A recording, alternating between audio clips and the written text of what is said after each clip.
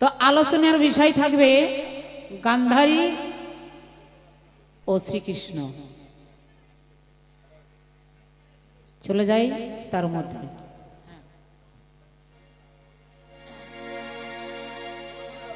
সকলে বুঝতেই পারছেন, মেয়ে ছেলে হচ্ছে গান্ধারী, বেটা ছেলে হচ্ছে কৃষ্ণ, এটা বলার আর কিছু নাই। তাই আজকে শ্রীকৃষ্ণের ভূমিকায় যিনি, আমার অনেক মায়েরা কিন্তু অনেক কষ্ট পায়, অনেক দুঃখ পায়।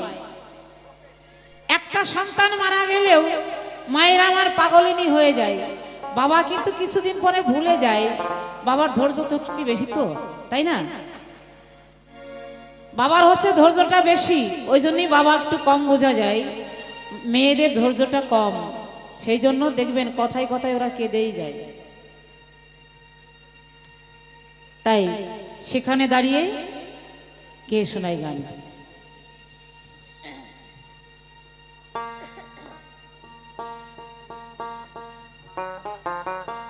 গোরগ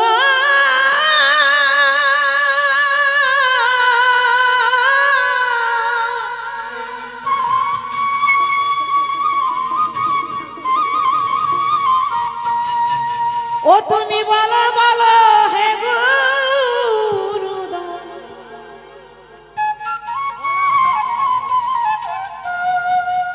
ও তুমি বলো বলো হে কৃষ্ণ ধাম, তুমি বলো বলো,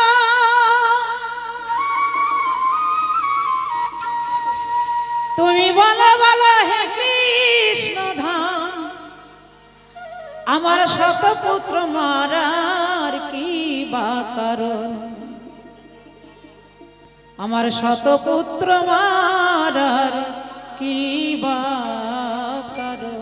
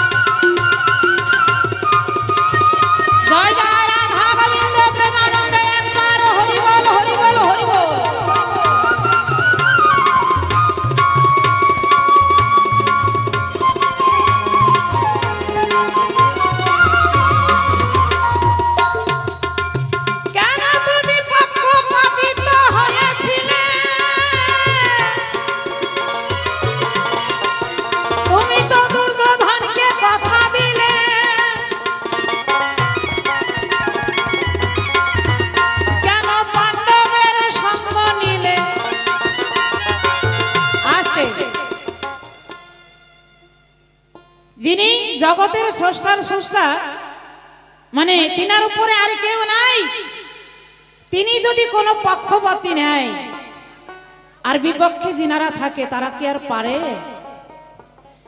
তাহলে হে কৃষ্ণ জনার্দন, তোমার তো কোনো পক্ষ নেওয়া উচিত হয়নি, কারণ এই ধরাতলে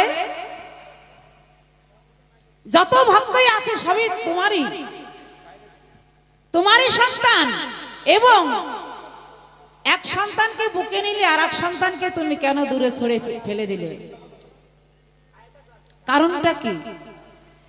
গান্ধারী তো কৃষ্ণ ছাড়া কিছুই বুঝতো না, কিন্তু তার একে একে শত পুত্র কেন তুমি নিধান করলে?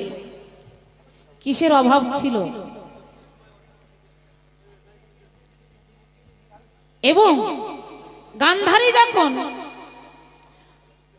ওই মরা পুত্রের মুখ দেখতে যায়, তখন বরণডালা সাজিয়ে নিয়ে একটা মশাল ধরিয়ে নিয়ে গান্ধারী ধীরে ধীরে যাচ্ছে সন্তানের মুখ দর্শন করবে বলে। তখন, হে কৃষ্ণ জনার্দন, তুমি কেন মুচকি হাসি দিলে? এর কারণটা কি একটু তুমি ভালো করে বলবে।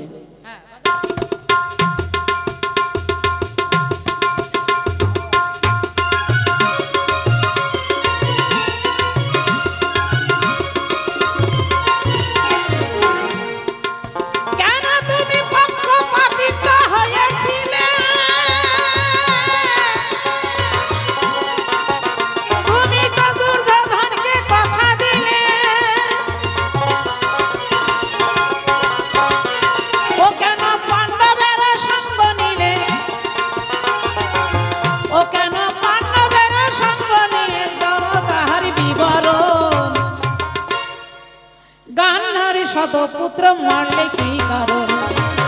গান্ধারী শতপুত্র মারলে কি কারণ?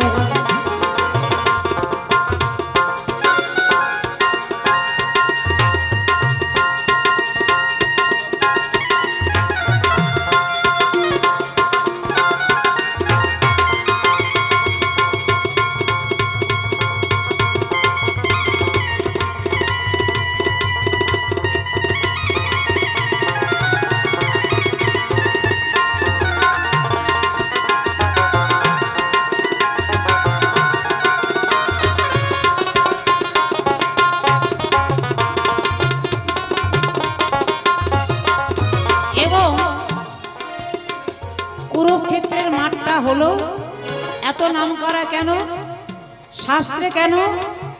কারণ ওই মাঠটাতে শত শত পুত্র মারা গেছে, শত শত মানুষ মারা গেছে। এখনো দেখা যায় সেই কুরুক্ষেত্রের মাঠটা রক্তে লাল হয়ে আছে। যে ঘাসগুলো হয় সেগুলোও নাকি লাল, যদিও আমার দর্শন হয়নি, তাই না বাবা? লাল তো কেন? আজকে এখানে হরিনাম হচ্ছে, এখানে বাউল হচ্ছে, এটাকে সবাই বলছে আমরা বাউল শুনতে যাব। কোথায় হচ্ছে? না স্কুল মাঠ, নাই খেলার মাঠ। আর যেখানে শত শত পুত্র নিধন হয়ে গেছে, শত শত মানুষ নিধন হয়ে গেছে, সেই মাঠটাকে কি করে ধর্মক্ষেত্র হলো এটাও তুমি বলবে।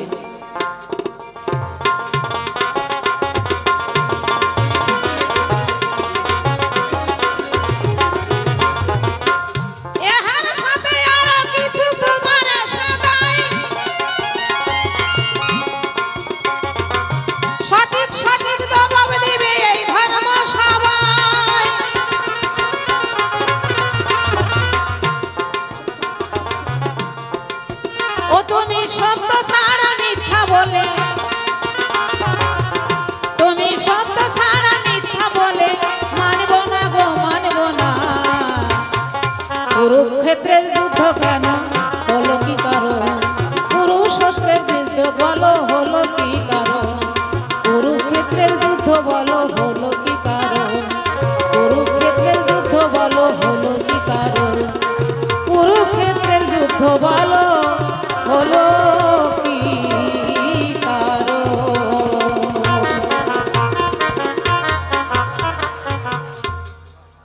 আছেন যত নরনারী সবাই আমার প্রণাম করবেন গ্রহণ। আমার নাম সুদেব সরকার, সেই নাম করলাম পরিহার। কল্পনাতে আজকে স্বয়ং কৃষ্ণ হয়ে দাঁড়াই, বিপক্ষের ভাবুক যিনি, গান্ধারী হয়ে তিনি কিছু নিবেদন রেখেছে শ্রী গোবিন্দের পায়। আমি গুরু কৃপা বলে এক এক করে ধরে ধরে এই গান্ধারী মা তাকে সান্ত্বনা দিতে চাই। তবে প্রথমে এসে বলেছে সবার ঠাই, কুরুক্ষেত্র কেন ধর্মক্ষেত্র হবে এই কথা আমি আগে শুনতে চাই। নীরবতা পালন করে থাকবেন সবাই। একটু আলোচনা করতে গেলে পরে গান হবে না কিন্তু বিচারে, কিন্তু কিছুক্ষণ পরে আবার করব গানের আয়োজন। এইভাবে ছন্দে ছন্দে হবে কথা, বসে শুনবেন বিজ্ঞ শ্রোতা, ঘটবে না ছন্দের পতন। তাহলে আমি বলি সবার ঠাই এই কুরুক্ষেত্র ধর্মক্ষেত্র, এটা কিন্তু যুদ্ধের পরে কুরুক্ষেত্র ধর্মক্ষেত্র নামকরণ করা হয় নাই। আমি বলি প্রকাশ করে, কুরু নামে এক রাজা ছিল, সত্য কথা বলা ভালো। ওই কুরু রাজা তার প্রাণাধিকা স্ত্রীকে অত্যন্ত ভালোবাসত। এটা জাগতিক জগতের নিয়ম। প্রাণাধিক স্ত্রীকে তিনি বেশি ভালোবাসতেন। কি বলবো আপনাদিগের ঠাই, কিন্তু নিয়তির নিয়ম তো কেউ লঙ্ঘন করতে পারবে না দুনিয়ায়। জাগতিক জগতের নিয়ম অনুসারে সবাইকে একদিন যেতেই হবে মরে। খুলে বলি আপনাদিগের ভক্ত বৃন্দাবনে ওই কুরু রাজার স্ত্রী, কুরু রাজার স্ত্রী মৃত্যুবরণ করে। এবার কুরু রাজা চিন্তা করে অন্তরে, মানুষ যখন মারা যায়, কি বলবো মহাশয়, এই দেহটা তো মানুষ নয়। এই দেহের মধ্যে একটা দেহী থাকে, দেহের মধ্যে যে পাখি থাকে, সেই পাখিটা চলে গেলে পারে, খুলে বলি আপনাদিগের ধারে, এই দেহটাকেই তখন মরা বলে বিশ্ব চরাচরে। এই যে 21,600 বারে একবার ঘরে একবার বাইরে যে বাতাস বয়, এই বাতাসটা বাইরে গিয়ে ভেতরে না ঢুকলে পারে এই দেহটাকে মরা কয়। অন্তরে করুণ বিবেচনা যে স্বামী স্ত্রীর এত প্রেম প্রীতি ভালোবাসা আনাগোনা, কিন্তু দেহটার যখন মরণ ঘটে এই দেহটা কিন্তু বাবা কাঁদে না। তাহলে দেহের মধ্যে যে পাখি থাকে, পাখি যখন চলে যায় ফাঁকে, এই দেহটা কিন্তু কাঁদে না কখন।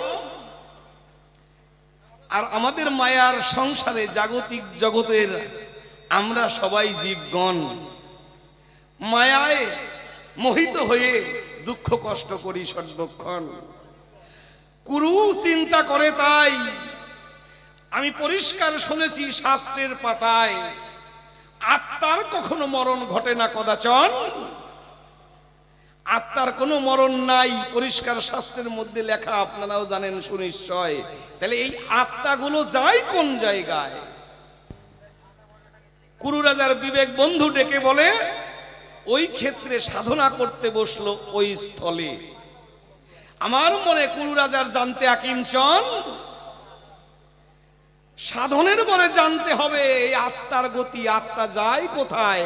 আত্মার যখন মরণ নাই, তাহলে আত্মার গতি যায় কোন জায়গায়? এইভাবে ভাবিতে ভাবিতে ভামনাময় সুগম পথে অনাদির আদি গোবিন্দ সে দেয় দর্শন। ডাক দিয়ে বলে গোবিন্দের ঠাই,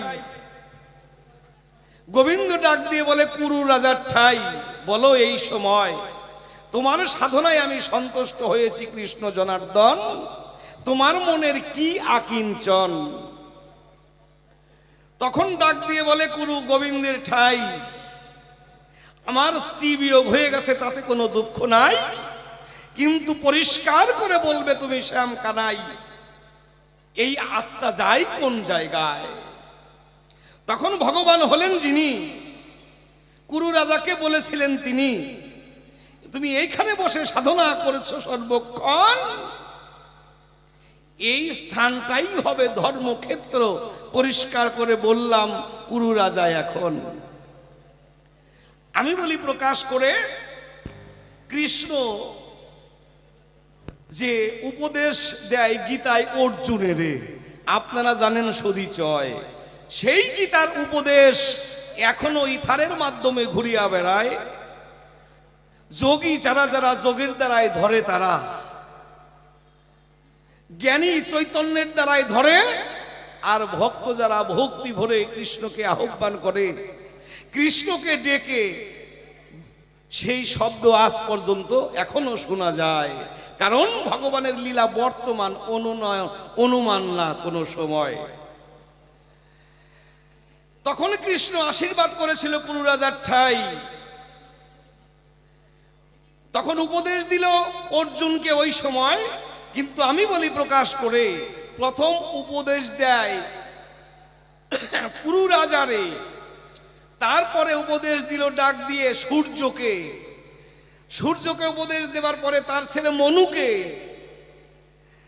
মনুকে উপদেশ দেবার পরে অন্যান্য রাজা যারা যারা ছিল তারা প্রকৃতভাবে গীতার উপদেশ মেনে কিন্তু চলতো। পরে যখন কুরুক্ষেত্রে যুদ্ধ হয়ে যায়, ওই অর্জুনকে মনে করবার জন্য আবার কৃষ্ণ পুনরায় অর্জুনকে আবার গীতার উপদেশ দেয়। তাই এই কুরুক্ষেত্র ধর্মক্ষেত্র, খুলে বলি সবার ঠাই, এটা যুদ্ধের আগেই হয়েছিল নামকরণ। কেন? কৃষ্ণ ডাক দিয়ে বলল কুরু রাজার ঠাই, এই ক্ষেত্রে যদি কারো মরণ ঘটে, শ্রীকৃষ্ণ চিন্তা করলো অকপটে, এই ধর্মক্ষেত্রে যদি কারো ঘটে মরণ, তিনি সশরীরে স্বর্গে করবে গমন। কারণ কৃষ্ণ ভগবান হলেন যিনি, গান্ধারী কারো পক্ষপাতিত্ব নেয় না তিনি। তোমার ভাব তো তুমি জানো না কদাচন, তুমি যাহা কর্ম করবে সে কর্ম কিন্তু হবেই হবে বসুধায়। যেমন কর্ম তেমন ফল, আমি কৃষ্ণ নীলদল, আমি কবু দোষী নয়। তোমার কর্মের দোষে তোমার শতপুত্র হয়ে গেছে ক্ষয়। আমি বলি প্রকাশ করে, স্বয়ং ভগবান থাকে সবার ভিতরে, ভগবানের কবু দোষ ত্রুটি নয়। এই জগতের কৃষক যারা যারা চাষ আবাদ করে তারা তাই না? তা আগাছা হলে পরে খুলে বলি আপনাদিগের ধারে তাদের কেটে ফেলতে হয়, নাহলে ভালো গাছটাও নষ্ট করে ফেলে দেয়। হ্যাঁ, পরিষ্কার লেখা আছে গীতায়, যদা যদাহি ধর্মস্য গ্লানির ভবতি ভারত, হ্যাঁ, অভ্যুত্থানাম অধর্মস্য তদাত্মানাম সৃজন্মহাম পরিত্রাণায় সাধুনাং বিনাশায় চ দুষ্কৃতাম ধর্ম সংস্থাপনার্থায় সম্ভব আমি যুগে যুগে। ভগবান হলেন যিনি সবার মধ্যে সমান থাকে উনি, এটা মিথ্যা নয় কখন। আর তুমি গান্ধারী, আগে নিজের দোষটা নিজে করতে হবে বিচার সর্বক্ষণ। তুমি কি করেছো না করেছো, যদি গোপনে কোনো কাজ অপকর্ম করে থাকো, তাই কেউ না দেখুক, দেখবে কিন্তু সেই বিশ্বের মালিক সাই। হ্যাঁ, জগৎকে ভোলাতে গান্ধারী তুমি করলে কত চালাকি, দিয়েছো শয়তান তুমি নিজেরে ফাঁকি। অঙ্কে অঙ্কে ছবি আঁকি কে যেন রেখেছে গোপনে। আমরা জাগতিক জগতে যে কর্ম করি, অনেক অপকর্ম করি, খুলে বলি আপনাদিগের বরাবরই, কোনো কাজে ধরা পড়ি, কোনো কাজে ধরা পড়ি না কদাচন, কিন্তু বিশ্বের মালিকের চোখ ফাঁকি দেওয়া যায় না কখন। তাহলে আমি বলি প্রকাশ করে, কুরুক্ষেত্র ধর্মক্ষেত্র হলো কোন প্রকারে, পরিষ্কার করে বললাম তোমার ঠাই। এইবার মানুষ মেরে কোন ধর্ম হয় তোমাকে বলবো এই সময়। তবে একটা গানের করি আয়োজন, গানের ভেতর দিয়া সুর সুর আর ছন্দ নিয়া তোমার প্রত্যেকটা উত্তর আমি দেব। শোনো মা গান্ধারী এখন, তবে শোনো, ভগবান হওয়ার জ্বালা আছে, তাই না? ভগবান হওয়ার অনেক জ্বালা আছে, ভগবানের দৃষ্টি দিও না কখন। একনিষ্ঠ স্বভাব নিয়া তুমি ভগবানের করো সাধন ভজন। তোমার শতপুত্র মারা গেছে আমিও জানি, তাই আমি তোমাকে মা বলে ডাকলে পারে তোমার সব ব্যথা দূরীভূত হবে। শোনো গান্ধারী, এই সময় এক সাপ এক ব্যাং ধরেছে, বুঝলে? এখন ব্যাং সাপে যখন ধরেই ফেলছে, ব্যাং কই করবে উপায়। এখন সাপ ব্যাং ধরার পরে ডাক দিয়ে বলে, কৃষ্ণ নটবরে হে ভজনস্য জনার্দন, হে কৃষ্ণ কথা নাও, আমার সামনে আহার পেয়েছি, তুমি এইটা প্রসাদ বানাইয়ে দাও। তখন কৃষ্ণ কি করবে? আর ওইদিকে ব্যাং ও ডাক দিয়ে বলে, তাই কোথায় আছো প্রাণের কানাই, সংকটে মধুসূদন, আমি বিপদে পড়েছি, তুমি রক্ষা করো। এখন ভগবান পড়ে গেছে জ্বালায়, যাবে কোন জায়গায়? মা ভালো করে শুনবা এই সময়। এখন ভগবান ডাক দিয়ে দুইজনকেই উপদেশ করে দান। ব্যাংকে বলছে, এই ব্যাং, তুই যখন মরেই গেছিস তাইলে শালা মরার মতো মর। আর সাপকে বলছিস, তুই যখন ধরেই ফেলছিস তাহলে তুই ধরার মতো ধর। উপদেশ দিলেন কৃষ্ণ নটবর। এইবার সাপ চিন্তা করে মনে মনে, তাইলে কি আমার সত্যভাবে ধরা হয় নাই? আর ব্যাং চিন্তা করে ডাক দিয়ে বলল, কৃষ্ণ নটবরে, তুই মরছিস যখন মরার মতো মর। ও চার হাত পা টান টান করে পড়ে রয়েছে, বুঝলেন, কৃষ্ণের পদে অর্পণ করে। কৃষ্ণ বলছে, তাই মরছিস তো মরার মতো মর এই সময়। আর সাপ ভাঙছে তাই ভেবেছে, তাই তাহলে তো আমার সঠিকভাবে ধরা হয় নাই। সাপ যখন হা করে আবার ভালো করে ধরতে গেছে, ব্যাং লাফ দিয়ে পালাইয়ে গেছে। তাহলে ভগবানের দোষ দিও না কখন। ভগবান যখন যাহা কর্ম করে, খুলে বলি তোমার ধারে, এই জাগতিক জগতের মঙ্গলের তরে। এইবার গান গাই। গানের মধ্যে দিয়ে গান্ধারীর শতপুত্রই বা মারা গেল কেন, তার কোন দোষ ত্রুটি ছিল কিনা করবো আমি আলোচনা। আগে একটা গানের করি যোজনা। হরি বল, হরি বল। তবে গান্ধারী মাতা, মানুষ কখনো মরে না, আত্মার তো মরণ নাই, আত্মার মরণ নাই। কর্মগুণে আত্মার দেহান্তর হয়। নতুন বস্ত্র পুরাতন হলে পারে, এক দেহ থেকে নতুন বস্ত্র পুরাতন হলে পারে, বস্ত্রটাকে যেমন ফেলে দেয়, তখন এই আত্মার বাসগৃহ যখন পুরাতন হয়ে যায়, আত্মা তখন নতুন দেহের মধ্যে প্রবেশ করে। পরিষ্কার লেখা আছে শাস্ত্রের পাতায়। তুমি যাকে বলছো মরা, মরা না, ওটা মরা নয়। তুমি বলো মরা, আর এই জগতের মহাজন যারা যারা, ওইটাকেই বলে জন্ম। আমরা জাগতিক জগতে, মায়ার জগতে অনেকে ভাবি, তাই 2 বছর বয়স সন্তানটা মারা গেল, সে তো কোনো অপকর্ম করে নাই। তাহলে সে মারা গেল কি কারণ? না, তার পূর্ব জন্মে কোনো প্রারব্ধ কর্মফল ছিল, ওই জন্য সে মানব হয়ে এলো, কিন্তু পুনরায় আবার উন্নত পর্যায়ে সে জন্ম পেল। এইটা হচ্ছে আমার চিন্তা ভাবনা, আর ভগবানের চিন্তা ভাবনা তো এক নয় কখন। তবে মানুষ মেরে কোনো ধর্ম হয় না বিচক্ষণ। কুরুক্ষেত্রে হাজার হাজার মানুষ মারা গেছে, প্রত্যেকের পিছনে তার প্রারব্ধ কর্ম রয়েছে। আমি ধরে ধরে করব আলোচনা। তবে আগে বিচার করতে হবে মানুষ কোন জনা। আমরা যাকে বলি মানুষ, এই যে আমি সুদেব সরকার দেশ বিদেশে গান করে বেড়াই, তাই না? কথা বলে আমার মুখে, দেখে আমার চোখে, ধরে আমার হাতে, চলে আমার পায়ে। আমি কি করি? আমি আর আমার দেহটা তো এক নয় কোনো সময়। দেহের মধ্যে যে দেহি থাকে, সেইটা যদি চলে যায় ফাঁকে, তাইলে দেহটার ঘটে মরণ। তাহলে মানুষ কোনজন? আমি কল্পনাতে কৃষ্ণ হয়ে আসরে দাঁড়াই, বিপক্ষেতে গান্ধারী মাতা, এ দেখি এ সভায়।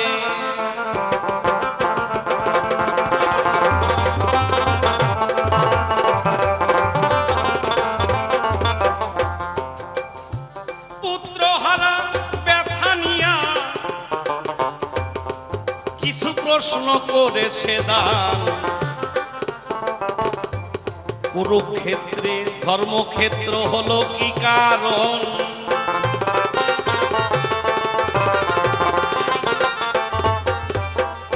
শোনো মা গান্ধারী, আগে তোমাকে আমি বলি তত্ত্ব মতে, তারপরে দিতে হবে তোমাকে তথ্য দিতে। এই যে আমাদের মানব দেহ, আমি বলি প্রকাশ করে, নিশ্চয় কোন জন্মের পূর্ণ ফলে এই মানে দেবের দুর্লভ মানব জনম মেলে। যদি পূর্ব জন্মে কোনো সুকৃতি না করে থাকি, তাহলে কিন্তু এই মানুষ দেহ ধারণ করে আমরা এই জগতে কেউ আসতে পারতাম না বাবা। আমরা এই নরাকারে ধরাধামে যারা যারা এসেছি মানুষ দেহ ধারণ করে, আমাদের সবার পূর্ব জন্মে সাধনা ছিল। ওই জন্য দেবের দুর্লভ মানুষ জনম দিয়ে ভগবান এই জগতে পাঠালো। ওই যে কুরুক্ষেত্র ধর্মক্ষেত্র সবার আছে জানা, সবাই বুঝেছিল কিন্তু তোমার সন্তানে বোঝে না।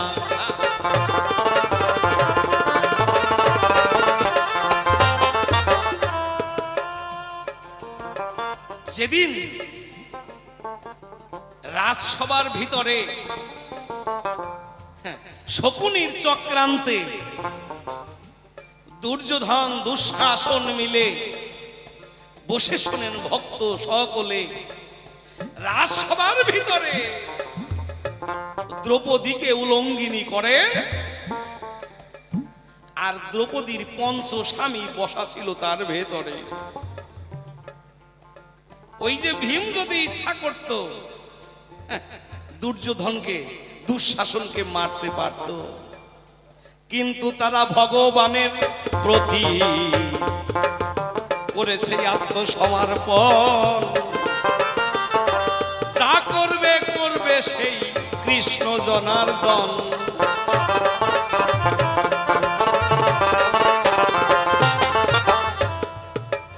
একে বলে ধৈর্য, জ্যান্তে মোরা।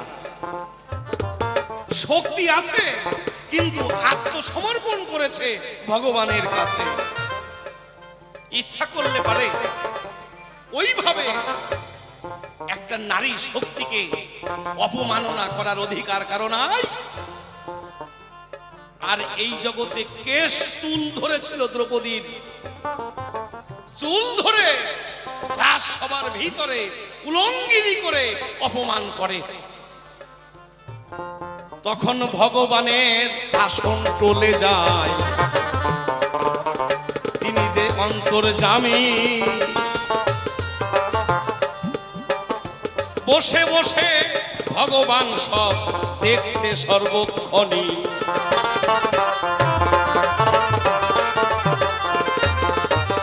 শোনো মা, তোমার সন্তানদের তো ভালো করে জন্ম দেও নাই, ওইটা হলো জন্মের দোষ। সন্তানাদি জন্মগ্রহণ জন্ম দেবার আগে পুরো ভাগে এই জগতের নারী যারা, তাদের বিশেষ কিছু নিয়ম আবলিয়ম মধ্যে চলতে হয় বাবা। কথার মধ্যে কথা জড়াইয়ে পড়ে। সেই দিন দ্রৌপদী হা কৃষ্ণ কৃষ্ণ বলে কাঁদিতে লাগিল, করুণ কান্নার সুর ভগবানের কানেতে পৌঁছালো।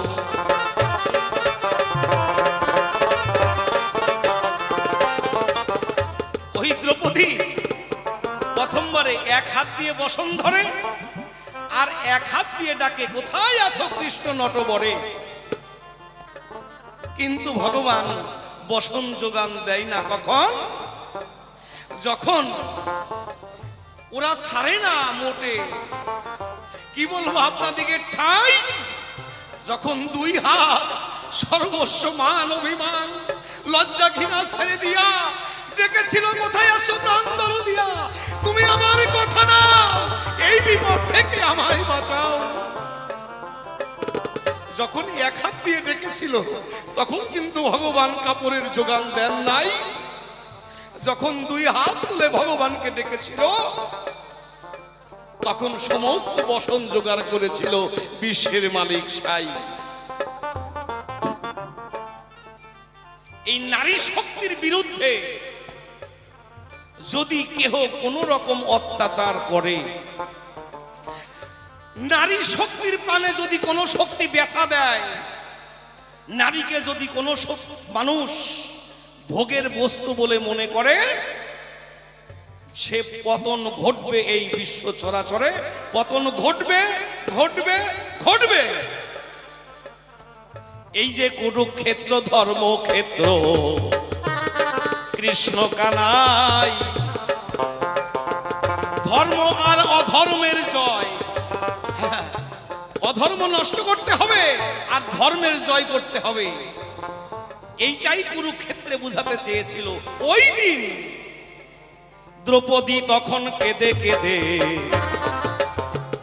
কি করবে তখন, এই গান্ধারী মাতার কাছে গিয়ে দিয়েছে দর্শন।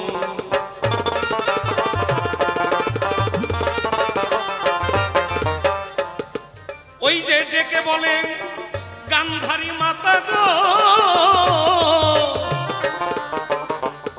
তুমি মূলত পিসি শাশুড়ি হও, আমি তোমার মেয়ের মতো আমার সম্মান বাঁচাও।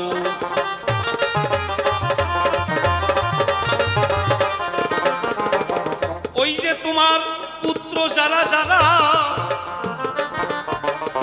রাজসভার ভিতরে আমাকে নিয়ে আসে, বস্ত্র হরণ করে লজ্জা দিচ্ছে, যাবো আমি কোন দেশে।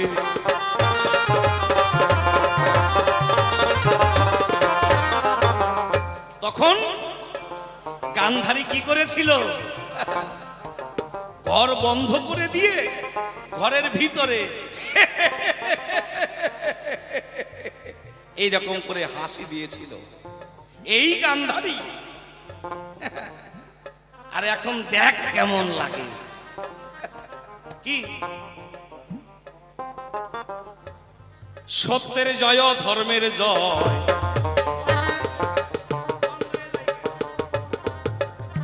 সত্যের জয়, অধর্মের পরাজয়। শোনো দিয়া মন, ওই যে কুরুক্ষেত্রে রণাঙ্গনে তাই ঘটেছিল সর্বক্ষণ।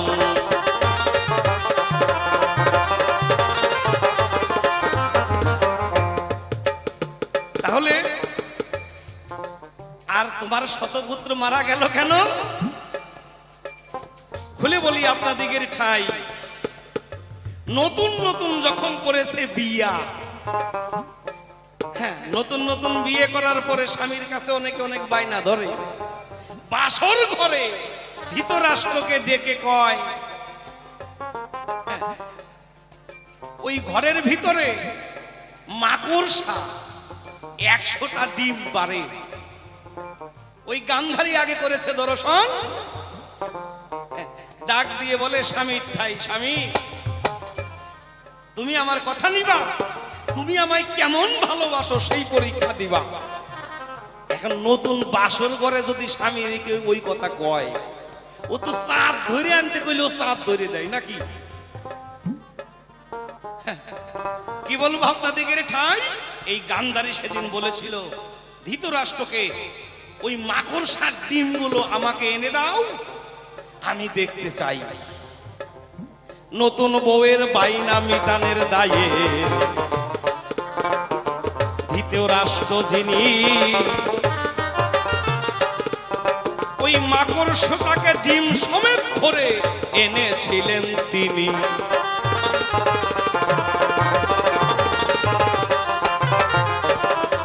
আনন্দ করে টিপে টিপে টিপে টিপে প্রত্যেকটা ডিমকে নষ্ট করে। মাকড়সা তখন কেঁদে কেঁদে গোবিন্দের কাছে কয়, এই যে বাৎসল্য প্রেমের যে সম্বন্ধ আমার ঘটল বিপর্যয়।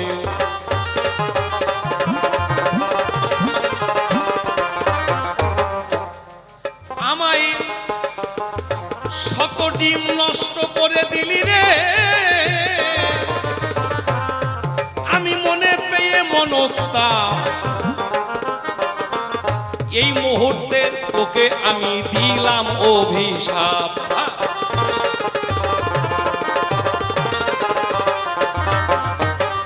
ওই মাকড়সা কীট পতঙ্গ স্থাবর জঙ্গমাদি সবার মধ্যে একই আত্মা, একই বাতাস, পঞ্চভূত সবার মধ্যে প্রবেশ করে। তা মনে পেয়ে যদি অভিশাপ যদি কেউ কাউকে করে দান, ভগবানের বাপ পর্যন্ত তাকে দিতে পারে না বিধান। মাকড়সা তখন ডেকে ডেকে গোবিন্দের কাছে কয়, এই পুত্র হারার জ্বালা তুই বুঝবি এক সময়।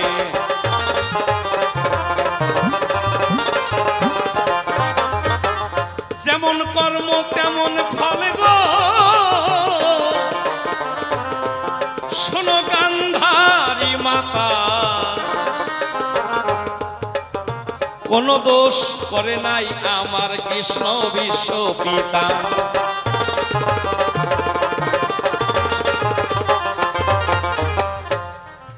আর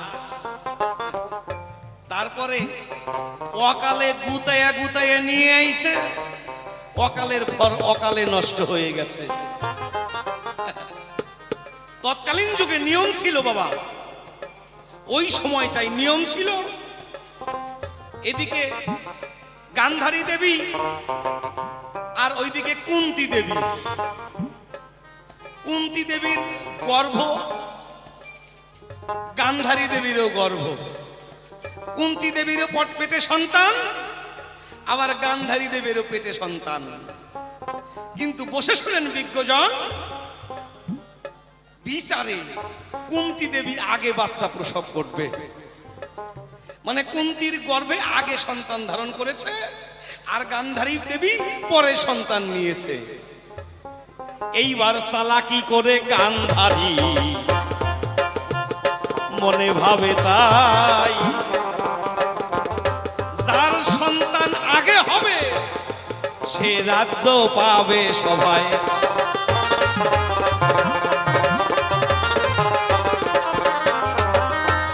ভাবিতে ভাবিতে গান্ধারী দেবী গো চিন্তা করিতে লাগিল, আগে প্রসব করতে হবে, চিন্তা করে ভালো।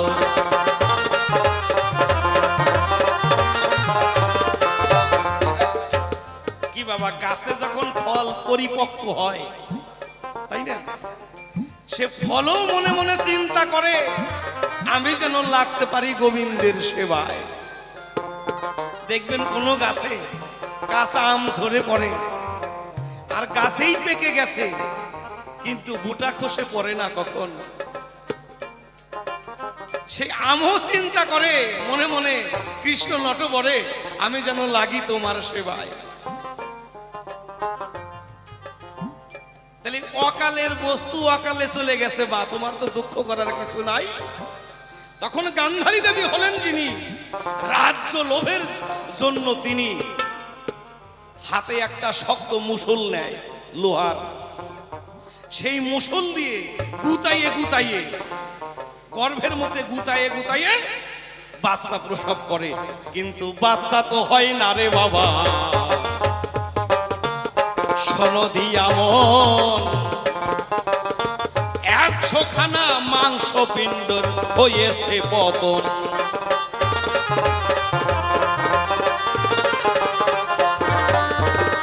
সেই মাংস পিণ্ড নিয়ে গো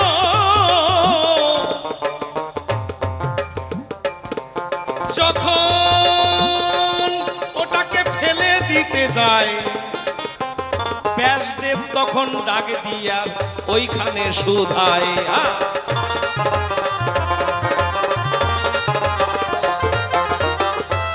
শোনো মা, তুমি কি করছো? তুমি আমার কথা নাও, ওইভাবে সন্তান ধ্বংস করো না, মহাপাপের পাক তো কি হবে বিশ্ব বসুধায়। গান্ধারী তখন ডাক দিয়ে বলে, তাই তাহলে আমি কি করব এখন উপায়? সন্তান তো হয় নাই, 101টা মাংসপিণ্ড হয়েছে সুদিচয়। তখন ব্যাসদেব ডাক দিয়ে বলে, 100টা কলসির ভিতরে, ঘৃতপূর্ণ কলসির ভিতরে এই 100 খণ্ড মাংস রাখতে হবে সুনিশ্চয়। তুমি 100 পুত্রের মাতা হবা, আমি ব্যাসদেব বললাম তোমায়। ওই ব্যাসদেবের কথা মতে 100 ঘৃতপূর্ণ কলসিতে রাখে। প্রথম কলসিতে গাধার মতো দুর্যোধন, ওই গাধার মতো ডাকে।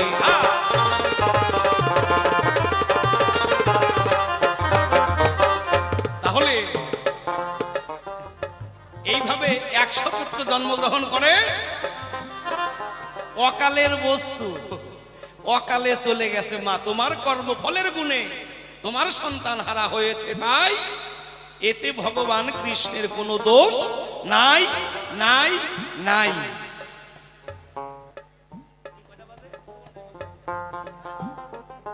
ভগবান কৃষ্ণের কোনো দোষ নাই নাই নাই। তোমার কর্মফলে তোমার শতপুত্র গেছে চলে, তুমি আমার কথা নাও, একমাত্র কৃষ্ণ নাম গুণগান গাও। কৃষ্ণ নাম গুণগান গাইলে পারে এই তিতাব জ্বালা থেকে মুক্তি পাবে বিশ্ব চরাচরে। এ তো বললাম তত্ত্ব মতে, এইবার তোমাকে আমার দিতে হবে তথ্য দিতে। এইভাবে আলোচনা আপনাদের অসুবিধা হচ্ছে না তো বাবা? না আর একটা গান গাইয়ে নেব নাকি?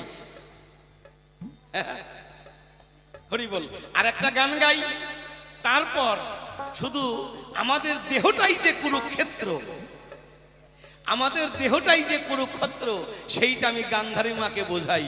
আশা করি কোনো মাতা যদি এই তত্ত্বের মধ্যে মনোনিবেশ করেন এবং একটু আচরণ করে চলেন, তাহলে কিন্তু অত্যন্ত সুখে থাকবেন, ভালো থাকবেন। ঈশ্বর পদে ভক্তি হবে, গুরু পদে ভক্তি বর্ধন হবে, একাই বোঝা যাবে বাবা। এর জন্য কোনো শাস্ত্র গ্রন্থ পড়তে হবে না, অন্তত পক্ষে মনের মধ্যে থাকতে হবে চেতনা। একটা গান গাই, গানের পরে আচ্ছা ঠিক আছে, এবার একটু আমাদের যারা বাদ্যযন্ত্র বাজাচ্ছে একটু পরিবর্তন হবে, আমি কথাই কথাই বলে যাই। তাহলে আমি বলি প্রকাশ করে, কুরু মানে কর্ম আর ক্ষেত্র মানে স্থল। কুরু মানে কর্ম আর ক্ষেত্র মানে স্থল। এই দেহটাই বাবা কুরুক্ষেত্র।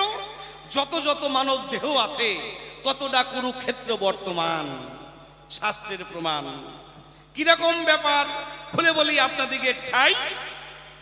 আমাদের এই দেহের মধ্যে বাবা কুরু আর পাণ্ডবের বসতি দেখতে পাই। এই যে দেহের মধ্যে 10 ইন্দ্রিয় ষড়রিপু রয়,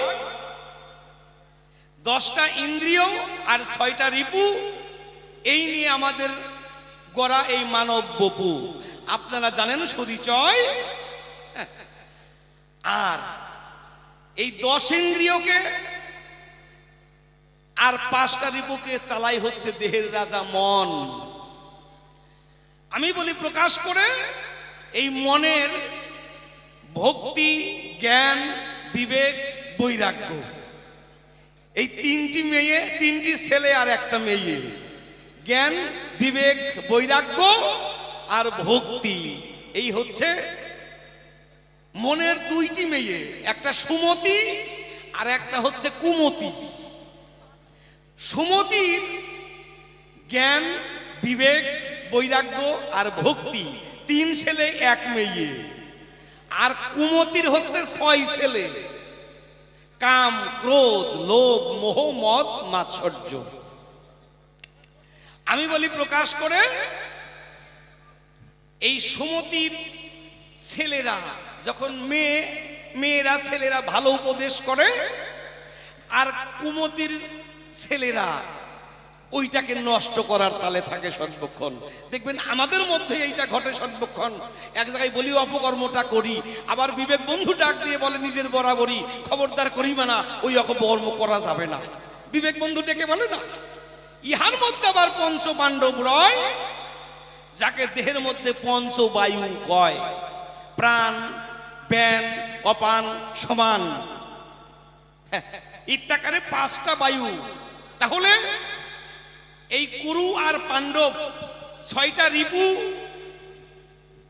আর হচ্ছে 5টা পঞ্চপাণ্ডব পঞ্চবায়ু। এটা কিন্তু আর মাঝখানে থাকে একদিকে কুরুর দল আর একদিকে পাণ্ডবের দল, আর মাঝখানে থাকে এবার শ্যাম দুর্বা দল। শ্যাম দুর্বা দল মাঝখানে থাকে। তাই আমি বলি প্রকাশ করে, এই দেহটাকে সবাই এইভাবে রেখেছে ঘিরে, আর 10 ইন্দ্রিয় আমি বলি প্রকাশ করে 10 দিকে ইচ্ছা করলে মনের গতি সবচাইতে বেশি হয় দুনিয়ায়। যত গতি থাকে এই দুনিয়ায় তার মধ্যে মনের গতি হচ্ছে বেশি। আমি ইচ্ছা করলে এখনই বৃন্দাবনে চলে গেছি, চোখ বুঝে চিন্তা করেন, তাই মনে করবেন আমি বৃন্দাবনে বসে আছি, চলে গেছি বৃন্দাবনে। এই সময় মনের গতির ওপর তো কোনো গতি নাই। তাহলে এই 10 ইন্দ্রিয় 10 দিকে ছুটে যায়। এই 10 100 পুত্র হয় বাবা। তাহলে এই দেহটাকে খুলে বলি আপনাদিগের ঠাই, এই দেহটাকেই কুরুক্ষেত্রে বলে দিয়েছে পরিচয়। আর একদিকে কুরুর দল, একদিকে পাণ্ডবের দল, আর মাঝখানে থাকে শ্যাম দুর্বা দল। আমি বলি প্রকাশ করে, যারা যারা শ্যাম দুর্বা দলের কথা শুনে সর্বক্ষণ, তারা বেঁচে থাকবে এই ভুবন। আর যারা যারা কৃষ্ণকে যারা মানবে না, যারা যারা, তারা কালের গহ্বরে পড়ে ধ্বংস হবে সেই প্রাণ। আমি বলি প্রকাশ করে, এই কুরুক্ষেত্রে ধর্মের জয়, অধর্মের পরিচয় আমি পরিষ্কার করে বুঝালাম তোমারে।